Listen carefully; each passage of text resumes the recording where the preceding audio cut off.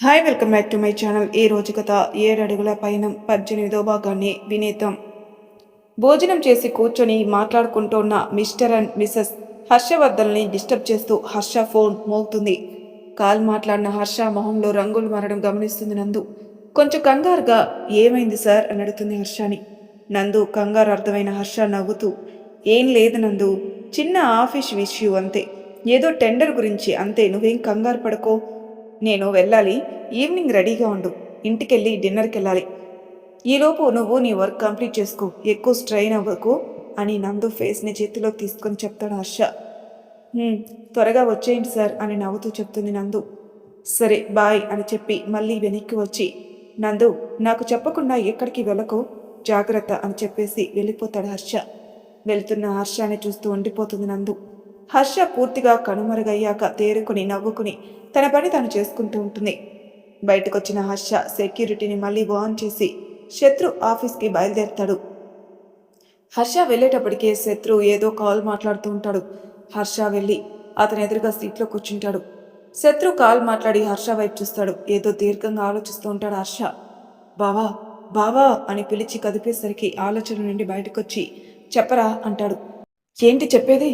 ఇప్పటి వరకు ఫెయిల్ అవుతానేమో అని భయపడిన ఎగ్జామ్ని స్లిప్పులు కూడా పెట్టకుండా పాస్ అయినంత హ్యాపీనెస్తో నేను పిచ్చోర్లో వాగితే, నువ్వేమో చదివి మరి స్లిప్ పెట్టి ఎక్కడ ఇన్విజిలేటర్కి దొరికిపోతానేమో అని భయపడి ఆలోచిస్తున్నట్టు కూర్చొనున్నావు.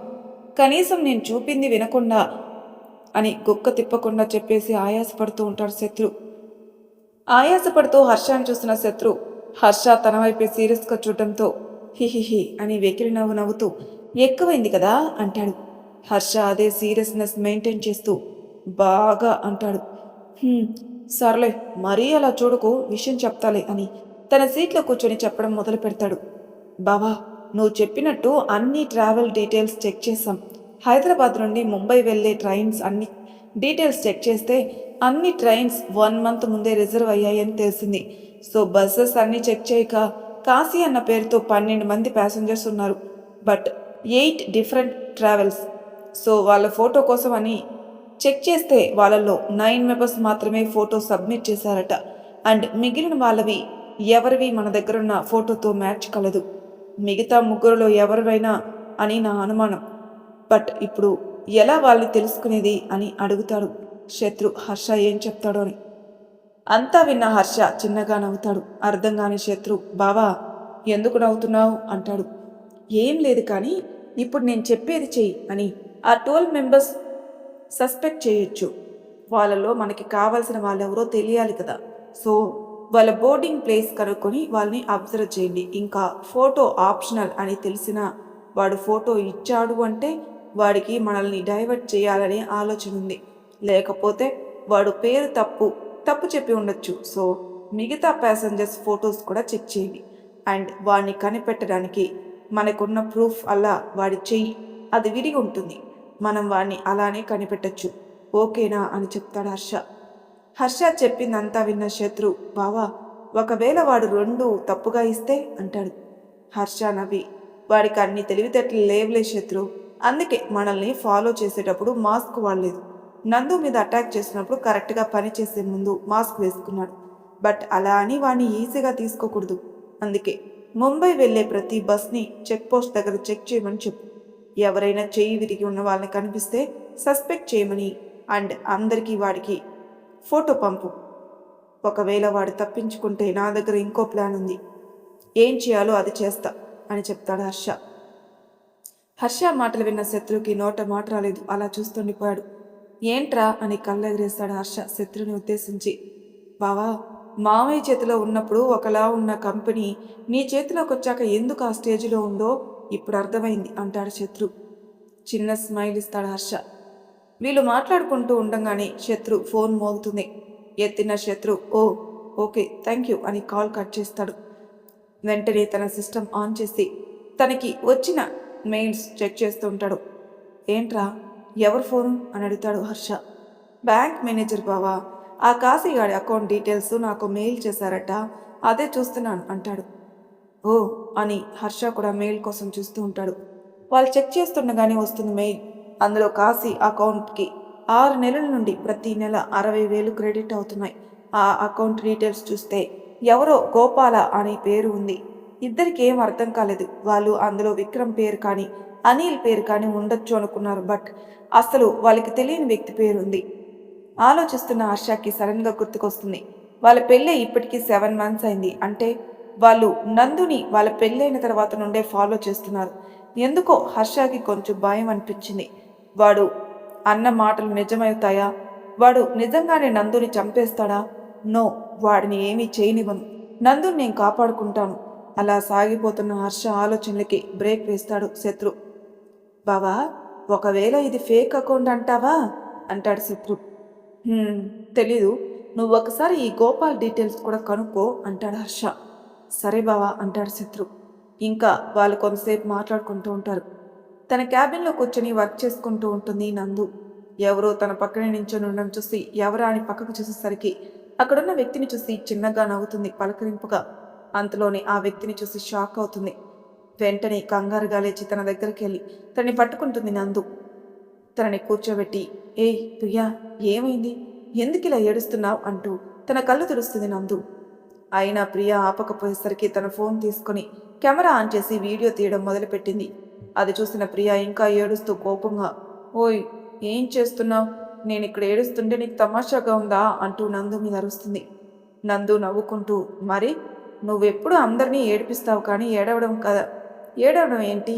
అందుకే అందరికీ చూపించాలి కదా నువ్వు కూడా ఏడుస్తున్నావని అంటూ ఇంకా షూట్ చేస్తూ ఉంటుంది. ప్రియా ఇంకా ఏడవడం ఆపి నందు చేతిలో ఫోన్ లాక్కుంటుంది.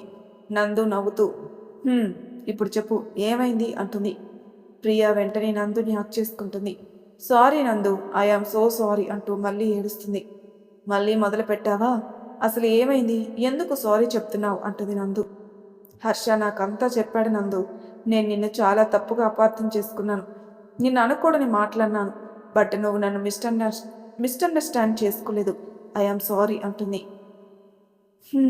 అదా విషయం. ప్రియా, నువ్వు చేసిన దాంట్లో తప్పేమీ లేదు. నువ్వు నీ సెల్ఫ్ రెస్పెక్ట్కి వాల్యూ ఇచ్చావంతే. ఇన్ఫ్యాక్ట్ నేనే నీకు థ్యాంక్స్ చెప్పాలి. నీ వల్లే హర్ష గారికి నా మీద ఎలాంటి అనుమానం లేదని తెలిసింది. ఇప్పుడు ఆయన నాతో చాలా బాగా ఉంటున్నారు. థ్యాంక్ యూ అని ప్రియని హక్ చేసుకుంటుంది నందు. ఇద్దరు భద్రశత్రువులు కాస్త గంగాదేవిని కళ్ళల్లో చూపిస్తూ బెస్ట్ ఫ్రెండ్స్ అయిపోయారు. వీళ్ళు మాట్లాడుకుంటూ ఉండగా వస్తుంది పద్దు. లోపలున్న ప్రియని చూసి కోపంగా నందు పక్కన కూర్చుంటుంది. పద్దు కోపం అర్థమైన ప్రియ పద్దు కూడా సారీ చెప్తుంది. అయినా పద్దు మాట్లాడకపోవడంతో ఫీల్ అవుతుంది ప్రియ. ప్రియని చూసి బాధపడుతుంది నందు. పద్దుకి కళ్ళతోనే మాట్లాడమని చెప్పడంతో ఇక తప్పక ప్రియకి హాయ్ అని చెప్పి కొంచెంసేపు మాట్లాడుతుంది. ప్రియకి అర్థమవుతుంది పద్దు కోపం. అయినా మామూలుగా మాట్లాడుతున్నందుకు హ్యాపీగా ఫీల్ అవుతుంది. అలా వాళ్ళు కాసేపు మాట్లాడుకున్న తర్వాత ఇక బయలుదేరతాను అంటూ లేస్తుంది ప్రియ. నందు కూడా ప్రియా పరిస్థితి అర్థమై సరే అని నవ్వుతుంది. ప్రియా ఇద్దరికి బాయ్ చెప్పి బయటకు వస్తుంది. ఏదో ఆలోచిస్తూ నడుస్తున్న ప్రియ ఎదురుగా వస్తున్న వ్యక్తిని చూసుకోకుండా గుద్దేస్తుంది. ఫోర్స్గా గుద్దుకోవడంతో పడిపోబోయిన ప్రియని పడకుండా పట్టుకుంటాడు ఆ వ్యక్తి. పడనందుకు హ్యాపీగా ఫీల్ అయిన ప్రియ అతన్ని పట్టుకున్న శాల్తీ ఎవరా అని చూసి షాక్ అవుతుంది. ఆ పట్టుకున్న వ్యక్తి కూడా ప్రియని చూసి షాక్ అవుతాడు. ఇద్దరు లేచి సరిగ్గా నిలబడి ఒకరికొకరు చూసుకుంటూ నువ్వేంటిక్కడ అంటారు ఒకేసారి. ప్రియని తమాయించుకుని నేను ఇక్కడ వర్క్ చేస్తున్నాను, మరి నువ్వేంటిక్కడ అంటుంది అతన్ని. నేను మా చెల్లెల కోసం వచ్చానులే అంటాడు అతను. మీ చెల్ల ఇక్కడ? ఎవరితను అంటుంది ప్రియ. నందిని అంటాడు అతను. వాట్? నందునా? మీ చెల్ల? నిజంగానా అరుణ్ అంటుంది ప్రియ. అవును, ఎందుకంత షాక్ అవుతున్నావు అంటాడు అరుణ్. అంటే హర్ష నీకు అంటుంది. హర్ష మా బావ అంటాడు అరుణ్. అవునా? నందు మీ చెల్లి అని నాకు తెలియదు అరుణ్. ఓకే, ఎలా ఉన్నావు? ఎంతమంది పిల్లలు అని అడుగుతుంది ప్రియ. ఓ హలో, ఏంటి నీకెలా కనిపిస్తున్నాను? ఒక 10 మంది పిల్లల తండ్రిలా ఉన్నానా అంటూ కంగారుగా సీరియస్గా అడుగుతాడు అరుణ్. అంటే ఇంకా పిల్లలా లేదా అంటుంది ప్రియ. అమ్మా తల్లి, నాకు ఇంకా పెళ్ళే కాలేదమ్మా. నువ్వు ఇలా అందరి ముందు అన్నావంటే ఇక ఈ జన్మకు కాదు అంటూ వాపోతాడు అరుణ్. అరుణ్ మాటలకి నవ్వుతుంది ప్రియ. నవ్వింది చాలే కానీ నీకెంతమంది పిల్లలు అంటాడు అరుణ్. ప్రస్తుతానికైతే 4, తర్వాత తెలియదు అంటుంది ప్రియ. ఏంటి, నీకు పెళ్ళి అయిపోయిందా అంటాడు అరుణ్ షాక్ అవుతూ. ఏమైంది? నీకేమైనా హోప్స్ ఉన్నాయా ఏంటి అంటూ కళ్ళెగరేస్తుంది ప్రియ తడబడుతూ. ఆహా, అలా అని కాదు, చూస్తుంటే పెళ్ళైనట్టే లేవు, మళ్ళీ 4 పిల్లలంటే కొంచెం షాక్ అయ్యానులే అంతే అంటాడు అరుణ్. కదా, మరెందుకు అడిగావు అంటూ అరుణ్ని తీక్షణంగా చూస్తూ అడుగుతుంది ప్రియ. ఏదో నువ్వు అడిగావు కదా అని నిన్ను అడిగానంతే అంటాడు అరుణ్. మనసులో మాత్రం బ్రతికిపోయాను అనుకుంటాడు. సరే వెళ్ళు మీ చెల్లి దగ్గరికి, నేను వెళ్తున్నాను బాయ్ అంటూ వెళ్ళిపోతున్న ప్రియని పిలుస్తాడు అరుణ్. ఏంటి అంటుంది. అంటే ఇన్నాళ్ళ తర్వాత మళ్ళీ కలిసాం కదా, అలా వెళ్ళిపోతున్నావేంటి అంటాడు అరుణ్. నాకు పనుంది వెళ్ళాలి, అయినా ఎన్నాళ్ళైంది, 3 ఇయర్సే కదా అయింది అంటుంది ప్రియ. ఓ ఓకే సారీ వెళ్ళు బాయ్ అంటాడు అరుణ్. అరుణ్ ఫీల్ అయ్యాడని అర్థమైన ప్రియ, సారీ నాకు నిజంగానే వర్క్ ఉంది, ఈసారి మీట్ అయినప్పుడు కావాలంటే కాఫీకి వెళ్దాం అంటుంది ప్రియ. హే ఇట్స్ ఓకే వెళ్ళు బాయ్ అని ముందుకు కదులుతాడు అరుణ్. మళ్ళీ ఎందుకో వెనక్కి తిరిగి చూసేటప్పటికి ప్రియ అక్కడే నిలబడి ఉంటుంది. తనని చూసి పిలిచావా అంటాడు. నేను మనసులో పిలిస్తే తనకెలా తెలిసింది అనుకుని, అదే ఫోన్ నెంబర్ అడిగావుగా కాలేజీలో, ఇప్పుడు ఇద్దామని అంటుంది ప్రియ. అరుణ్ నవ్వుతూ తన మొబైల్ ఇస్తాడు. ప్రియ తన నెంబర్ ఫీడ్ చేసి తన ఫోన్కి మిస్డ్ కాల్ ఇస్తుంది. ఇద్దరూ బాయ్ చెప్పుకొని వెళ్ళిపోతారు. ప్రియ వెళ్ళిపోయాక పద్దు నందుని తిడుతూ ఉంటుంది. ఎందుకే తనతో మళ్ళీ మాట్లాడుతున్నావు, ఒకసారి అయింది చాలేదా అని ఫుల్ పిచ్చిలో తిడుతూ ఉంటుంది పద్దు. అబ్బా ఆపవే, తనేమీ అనకు, ఇప్పుడు తను మారింది, తన తప్పు తెలుసుకుంది, ఇక తనని బ్లేమ్ చేయొద్దు, ఇప్పటి నుండి తాను కూడా మన ఫ్రెండ్ అని పద్దుకి సర్ది చెప్పి ఒప్పిస్తుంది నందు. సరేలే, రేపెక్కడికైనా వెళ్దామా, వస్తావా అంటుంది పద్దు. ఏయ్ రేపు నువ్వు ఆఫీస్కి రావా అంటుంది నందు. లేదే రాను, ఈ మంత్ నా లీవ్స్ ఇంకా 2 డేస్ మిగిలిపోయాయి, అందుకే రేపు ఒకటి వాడేద్దామని అంటుంది పద్దు. అబ్బో అయితే ఆగు, నీ సంగతి హర్ష గారికి చెప్తా, లీవ్ క్యాన్సిల్ చేయమని చెప్తాను అంటుంది నందు. అమ్మా తల్లి అంత పని చేయకు, నువ్వు రానంటే చెప్పు, మీ అన్నం తీసుకుపోతా అంటుంది పద్దు. పద్దు నవ్వుతూ రవినే తీసుకెళ్ళు, రేపు నాకు కుదరదు, ఆఫీస్ కూడా రాను అంటుంది నందు. ఎందుకు అని అడుగుతుంది పద్దు. రేపు మా వదిన, అదే హర్ష గారి వాళ్ళ అక్క అంజలి వదిన వస్తున్నారు, అందుకే అంటుంది నందు. నందు ఫేస్లో హ్యాపీనెస్ చూసి, నీకు తనంటే చాలా ఇష్టం అనుకుంటా అంటుంది నందు. అవునే చాలా అంటుంది నందు. నీకు తను ఎప్పటి నుండి తెలిసే అని అడుగుతుంది పద్దు. నాకు తను మా పెళ్ళికి ముందు నుండి తెలిసే, చాలా మంచి వ్యక్తి, నాకు ఒక మంచి ఫ్రెండ్ అంటుంది నందు. అవునా సరే, నేను వెళ్ళి మీ అన్నని కాకా పెట్టాలి, వెళ్తున్నాను అని వెళ్ళిపోతుంది పద్దు. నందుకి మాత్రం అంజలి గుర్తుకొస్తుంది.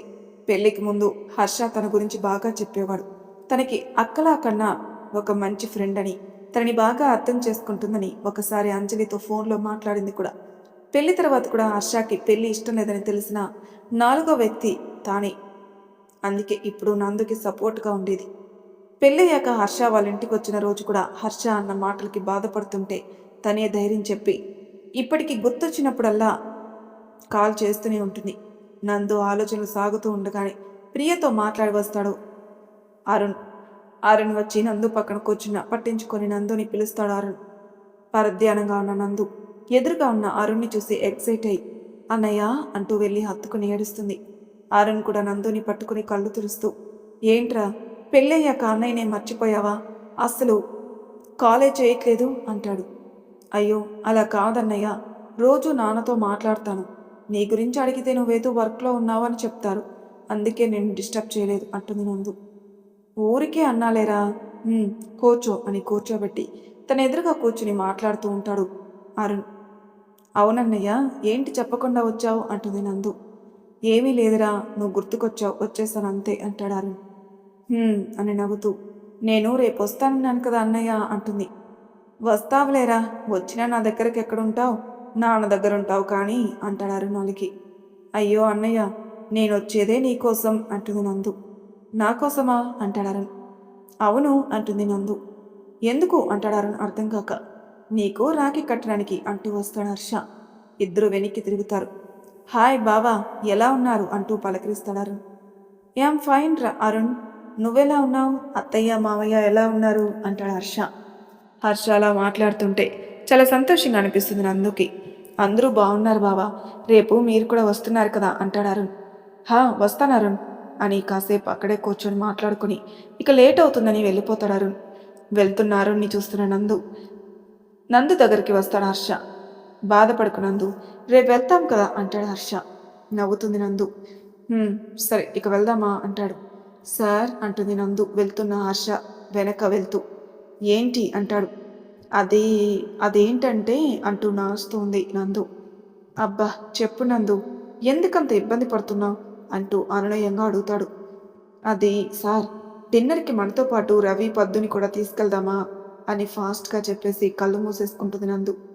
హర్ష నుండి ఏ రెస్పాన్స్ రాకపోయేసరికి ఒక కన్ను తెరిచి హర్షనే చూస్తుంది. హర్ష హ్యాండ్స్ ఫోల్డ్ చేసుకుని నవ్వుతూ నిలబడి చూస్తున్నాడు. "ఏంటి?" అని కళ్ళు మొత్తం తెరిచి హర్షని చూస్తుంది నందు.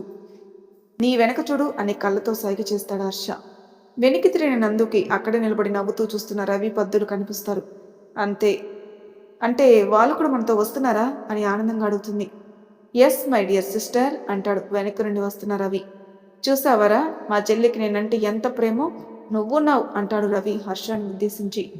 టాపిక్ హర్ష మీదకి డైవర్ట్ చేసినందుకు మండిన నందు, "అంత లేదు హర్ష గారు, పొద్దున్నుండి డ్రైవ్ చేసి అలసిపోయారు. నువ్వు చేస్తావని పిలిచావంతే" అంటుంది నందు. దెబ్బకి బిక్కమొహం వేసేస్తాడు రవి. ఫక్కున నవ్వేస్తాడు హర్ష. హర్ష అంతలా నవ్వడం చూసి చాలా రోజులైంది వాళ్ళకి. హర్షని అలా చూస్తూ ఉండిపోతారు. అర్థమైన హర్ష నవ్వడం ఆపేసి, "రే రవి, మీరు త్వరగా రెడీ అయ్యి రిసార్ట్కి వచ్చేయండి, ఓకేనా" అని నందు కమ్ అని నందు చేయి పట్టుకుని తీసుకుని వెళ్తాడు. పద్దు, రవిలు కూడా నవ్వుకొని బయలుదేరుతారు. కారులో కూర్చున్న నందుకి తన వెనకే పెట్టుకున్న కవర్ తీసి ఇస్తాడు హర్ష. "ఏంటి సార్ ఇది" అంటుంది నందు ఆ కవర్ తీసుకుని. "నన్ను అడిగే బదులు అదేంటో ఓపెన్ చేయొచ్చు కదా" అంటాడు హర్ష డ్రైవ్ చేస్తూ. ఓపెన్ చేస్తుంది నందు. అదొక పీచ్ కలర్ ఎంబ్రాయిడరీ శారీ. నందుకి చూడగానే చాలా నచ్చేస్తుంది. "సార్ ఇదెవరికి" అంటుంది అనుమానంగా. "ఆ, రేపు ఇంటికి వెళ్తున్నావు కదా, మీ అమ్మగారికి ఇస్తావని" అంటాడు హర్ష. "అమ్మ ఇలాంటివి కట్టదు సార్" అంటుంది నందు. "అబ్బా, నువ్వు తెలిసి అడుగుతున్నావా తెలియక అడుగుతున్నావో ఎవరికో ఎవరికో అయితే నీకెందుకు ఇస్తానే, నీకే" అంటాడు హర్ష నీరసంగా. "ఏంటి నాకా? అది మీరు తెచ్చారా?" చాలా ఎగ్జైట్గా అవుతుంది నందు. నందు ఆనందం చూసి హ్యాపీగా ఫీల్ అవుతాడు హర్ష. "అవును నీకే, ఇప్పుడు ఇదే కట్టుకో" అంటాడు. "వావ్, చాలా బాగుంది sir. Thank you so much sir. ఇది నాకు మెమరబుల్ సార్. లైఫ్ లాంగ్ దాచుకుంటాను" అంటుంది నందు. వాళ్ళ పరిచయంలో హర్ష ఇచ్చిన ఫస్ట్ గిఫ్ట్ కదా, అందులోనూ వాళ్ళ పెళ్ళయ్యాక ఇచ్చిన మొదటి కానుక, అందుకే అంత రియాక్ట్ అవుతుంది నందు. "ఇట్స్ ఓకే నందు, నీకొకటి చెప్పాలి" అంటాడు హర్ష. "ఏంటి సార్ అది" అంటుంది నందు. అది అది నువ్వు" తడబడతాడు హర్ష. "అబ్బా, ఎప్పుడు నన్ను అనడం కాదు, మీరు కూడా నాంచుతున్నారు ఇప్పుడు" అంటుంది నందు. "అది నందు, నువ్వు నన్ను సార్ అనుకో" అంటాడు హర్ష. షాక్ అవుతుంది నందు. పెళ్లికి ముందు చాలాసార్లు అలా అనొద్దు అన్నాడు కానీ, పెళ్ళయ్యాక ఒక్కసారి కూడా అనలేదు కానీ ఇప్పుడు అన్నాడు. "సార్ అనద్దా" అంటుంది నందు. వద్దు, హర్ష అని పిలువు" అంటాడు. "లేదు సార్, నాకు సార్ అనే బాగుంది, అలానే అంటాను." "నాకు బాలేదు నందు, అయినా నువ్వేమైనా ఎంప్లాయీవా సార్ అనడానికి" అంటాడు హర్ష. "అవును కదా సార్, ఎంప్లాయీనే కదా" అంది నందు. చురుగ్గా చూస్తాడు హర్ష. తడబడుతుంది నందు. "అప్పుడు ఫ్రెండ్స్ కాబట్టి నువ్వు అన్నా ఒప్పుకున్నాను, ఇప్పుడు కూడా అలానే అంటున్నావు ఎందుకు" అంటాడు. "ఇప్పటికీ మనమే ఫ్రెండ్స్ కదా సార్, అందుకే అంటున్నాను." "మనం ఫ్రెండ్స్ మాత్రమేనా" అంటాడు హర్ష నందుని చూస్తూ. "మరి ఇంకేమైనానా? మీరే చెప్పండి" అంటుంది నందు. కార్ సడన్ బ్రేక్ వేస్తాడు. నందు వైపు తిరిగి, "నీకు చెప్పాను కదా నందు, శ్వేతని అంత ఈజీగా మర్చిపోలేనని, మరి ఎందుకు నవ్వలా అంటున్నావు" అంటాడు హర్ష నిస్సాయంగా. హర్షాన్ని చూసి కళ్ళల్లో నీళ్లు తిరుగుతాయి నందుకి. "సారీ సార్, మిమ్మల్ని బాధ పెట్టాలని కాదు, మనం ఇప్పటికే ఫ్రెండ్స్ మాత్రమే కదా అంటున్నాను అంతే. అయినా ఇక అలా సార్ అని పిలవనులేండి. మీరు బాధపడకండి హర్ష గారు ప్లీజ్" అంటుంది నందు. "సారీ నందు, నా వల్లే నువ్వు చాలా బాధ పెడుతున్నాను" అంటాడు హర్ష. "ఛ, నాకేమీ బాధలేదు హర్ష గారు, మీరెప్పుడు ఇలా నా పక్కన ఉంటే నాకు అదే చాలు. ఇక ఇప్పుడు మిమ్మల్ని బాధ పెట్టే పని చేయను, సరేనా" అని నవ్వుతుంది నందు. అని నందు చేతిపై చెయ్యి వేసి నవ్వుతాడు హర్ష. ఇద్దరు స్టార్ట్ అవుతారు. ఇద్దరు ఇంటికెళ్ళి ఫ్రెష్ అవుతారు. హర్ష కూడా నందుకి మ్యాచ్ అయ్యేలా పీచ్ కలర్ షర్ట్ వేసుకుని రెడీ అయి బాల్కనీలో కూర్చొని ఆ కాశీ గురించి ఆలోచిస్తూ ఉంటాడు. నందు కూడా ఫ్రెష్ అయ్యి శారీ కట్టుకుంటూ ఉండగా చూసుకోకుండా బాల్కనీ డోర్ ఓపెన్ అయి ఉండడం వల్ల లోపలికి వచ్చేస్తాడు హర్ష. చీర కట్టుకుంటుందల్లా ఒక్కసారిగా చుట్టేసుకుంటుంది నందు. నందుని చూసిన హర్ష వెనక్కి తిరిగిపోయి సారీ అని మళ్ళీ బాల్కనీలోకి వెళ్ళిపోతాడు. నందు నవ్వుకొని శారీ కట్టుకుంటుంది. శారీ కట్టుకుని సింపుల్గా రెడీ అయ్యి హెయిర్ని లీవ్ చేసుకుంటుంది. రెడీ అయి బాల్కనీలో ఉన్న హర్షాని అయిపోయింది రండి అని పిలుస్తుంది. లోపలికి వచ్చిన హర్ష నందుని చూస్తూ అలాగే ఉండిపోతాడు. దేవకన్యలా అనిపిస్తుంది నందుకి. అతనికి తనని చూస్తూ అలాగే ఉండిపోయిన హర్షాన్ని చూసి హర్ష గారు అని పిలుస్తుంది. హర్ష తేరుకొని హా అంటాడు. అది అయిపోయింది, బయలుదేరదామా అంటుంది. అంటాడు హర్ష. ముందుకు కదులుతున్న నందుని చేయి పట్టుకుని ఆపుతాడు. ఏంటి అని చూస్తుంది నందు. నందు, యు ఆర్ లుకింగ్ గార్జియస్ అంటాడు మెరిసే కళ్ళతో. నందు నవ్వుతుంది. నిజంగా నందు చాలా బాగున్నావు అంటాడు హర్ష. అంత బాగున్నానా అంటుంది నందు కళ్ళెగరీస్తూ. హర్ష నవ్వుతూ నందు చేతుల్ని పట్టుకుని తనకే దిష్టి తీసి ఫోర్ హెడ్ మీద కిస్ చేసి ఇంత బాగున్నావు అంటాడు హర్ష. చిన్నగా నవ్వుతూ థ్యాంక్ యూ, వెళ్దామా, లేట్ అవుతుంది అంటుంది నందు. పద అంటూ ఇద్దరు కలిసి స్టెప్స్ దిగుతూ వస్తారు. హాల్లో కూర్చున్న సుహాసిని అరవింద్ గార్ల కళ్ళు వాళ్ళిద్దరిని అలా చూసి ఆనందంతో నిండిపోతాయి. హర్ష నందు ఓ సారీ మిస్టర్ అండ్ మిసెస్ హర్షవర్ధన్ కిందికొచ్చి వాళ్ళిద్దరికీ చెప్పి బయటికి వెళ్ళబోతుండగా సుహాసిని గారు ఆపి ఇద్దరికి చేతులతో దిష్టి తీసి ఇద్దరిని ముద్దు పెట్టుకుంటారు. ఇద్దరు వాళ్ళిద్దరికి కాళ్ళకి నమస్కరించి బయలుదేరుతారు. మరి తర్వాయి భాగంలో ఏం జరుగుతుందో నెక్స్ట్ ఎపిసోడ్లో తెలుసుకుందాం. అంతవరకు నా ఛానల్ సబ్స్క్రైబ్ చేయని వాళ్ళు ప్లీజ్ సబ్స్క్రైబ్ చేసుకోండి, లైక్ చేసి షేర్ చేయండి, మీ అభిప్రాయాలను కామెంట్ రూపంలో తెలియచేయండి. Thank you for listening.